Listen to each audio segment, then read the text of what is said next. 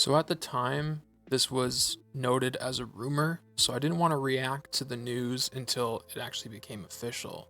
But Blizzard implemented a new policy that bans boosting organizations. So that's Huocon, I think they're called, Starlight, places that are gold only transactions for services like boosting through PvP, boosting through raids, getting certain item sets. Honestly, game breaking services, in my opinion, that not only make it more difficult for the less wealthy player to organize groups, but enabling the wealthy players to just run rampant with all the best geared out characters as a result of them just having more money than the average player. It really targets the whales and allows Blizzard to pocket money based on the WoW token. But if you watch Bellular's video about how these boosting communities make money in the back end behind the curtain, it's such a small percentage in which Blizzard is able to take some of that money off the top through the WoW token. And most of it is happening through real money transactions behind the scenes through third party sites that obviously aren't listing themselves under the same names as these, reputable gold based boosting organizations. So, this is a good first step, but my concern is that this doesn't really do anything besides force these organizations to stop advertising in game. But people are still going to be aware of them. The communities will still exist, and there will be less transparency in terms of when this is occurring. So it's just going to become this really nauseating report system where you accuse someone and you're forced to prove it, but of course you don't have any proof. So the limited staff that exists at Blizzard in terms of game masters right now will have to do some sort of investigative work, which I'm sure they'll do a very limited amount of. It feels like we're just going back to the days of old WoW, where the botters and gold sellers win. And the only way that you can truly combat this is by having case by case basis investigation by game masters, in which case you need to hire more customer service people to deal with these situations in game. So until they hire more customer service people, I can't see how this is possibly going to help the situation. It's just going to force these organizations to adapt and operate in a different manner while still being equally profitable, in my opinion. So, we'll read this Polygon article. On Monday morning, Blizzard released a statement about a policy change in World of Warcraft that had fans interested. The developers updating their policies in order to stop organizations excessively advertising various non-traditional services in-game, which includes boosting, matchmaking, and escrow. The policy is aimed at large-scale organizations that operate these services across multiple realms, but fans worry it doesn't go far enough. Case in point. The statement reads, "As the conditions change by which various entities operate in World of Warcraft, we are compelled to update our policies to further our goal of making the gameplay experience as fair and welcoming as possible. Since we last updated our policies, we have found that an increasing disturbance of the gameplay experience has been caused by organizations excessively advertising various non-traditional services in-game.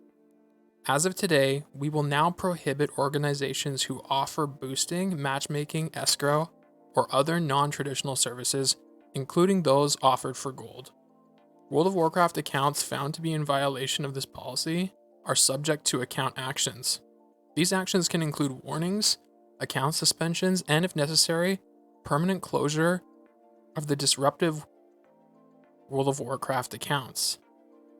Organizations operating across multiple realms and excessively advertising non-traditional in-game sales are contrary to the terms and conditions of the Blizzard end user license agreement.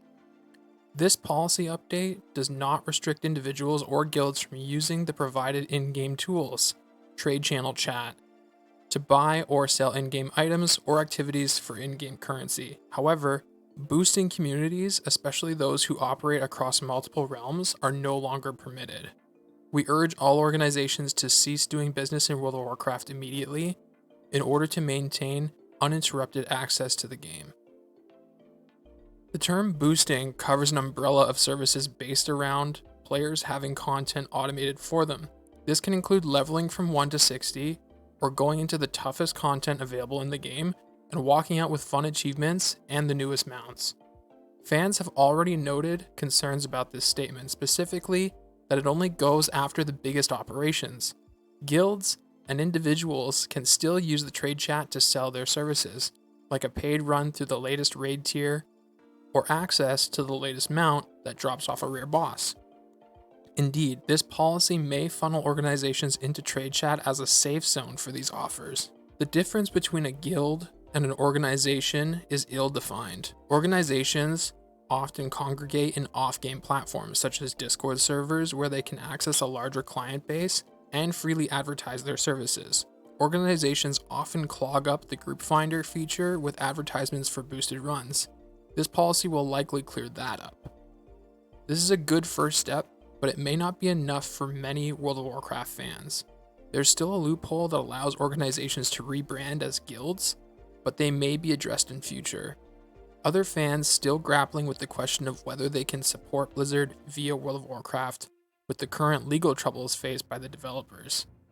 Activision Blizzard is still embroiled in a lawsuit with the state of California over allegations of widespread sexual harassment. See, the majority of players don't care about that. It's not about, oh, I'm not playing WoW because they're rapists. There's a select few people who caused a negative working environment, and as far as I've come to understand, the majority of those people have been dealt with. The reason I don't play the game is because I know it's pay to win. You try to join in a decent group, even in classic WoW, you can't even run anything up to Maraudon and beyond, because either you need to be in a hardcore guild and know everything you're doing, there's no room for casual mentality whatsoever, or you need to be really well off and pay someone to do all the content for you, in which case, why are you playing in the first place? And there's this inflated number suggesting the player base that exists right now actively in WoW, and you can tell that a large number of these players are people involved in these organizations or people paying for these services. The actual player base, people who just play for the enjoyment of the game, is probably a smaller slice of pie than people who are involved in paying for these secret services. I haven't personally paid out of pocket. I had a friend who was willing to pay for me when I went through a boosting of Maraudon back in classic WoW vanilla. And it was really interesting to see the number of people you had available, the fact that it was a buyer's market and you had the freedom of choice to just be like, this guy isn't moving fast enough for me, I'm just gonna go with this guy because he's available. And you can tell that they get the worst of the deal when it comes to this pyramid scheme of gold only boosting services, because they live in these not necessarily third world countries, but countries that are stricken with poverty, and the exchange rate of the dollars that we pay into these services, when exchanged in their country, say Serbia, they're making livable wages that are better than probably, let alone minimum wage, the average wage. So there's a huge incentive for them to participate, and they're not interested in the game at all. They're just learning what they need to do to make enough to put food on their table. And I don't blame them. That's what they need to do to survive. But it's Blizzard's design that's enabling it to happen. So change the game and force those people to come up with a new ploy in a different game, or else WoW is ruined forever. And that's just how it feels in my mind. Is like, unless you make content that's compelling for me to play, that doesn't require me to shell out a bunch of money to a third-party service to make me competitive with the average player, there's no point in playing. Personally, I struggle enough with having to swallow whatever it is, $20 a month. Ugh, it's so expensive to just play a subscription-based game. And people are like, oh, well, it's just a Netflix subscription. What's the big deal? Yeah, that's nice. I'm glad you're rich. I'm not. And then on top of that, you have to pay whatever it is, a few dollars a run. And if you sometimes have to perform hundreds of runs to get the gear that you need and the experience or the reputation or what have you,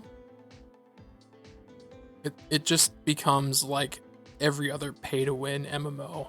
And that's why the player base is dying, because people are slowly realizing that as this information comes to light. Granted, there's still many who are in blissful ignorance of such things, but this is the first step towards a approachable World of Warcraft, and I'm looking forward to that. Especially if everything we hear from the 10.0 leak is true, with Microsoft acquiring Blizzard. It's a pretty exciting future. I'm hopeful to come back to a far more equitable and compelling World of Warcraft to play. Because right now, it's just not.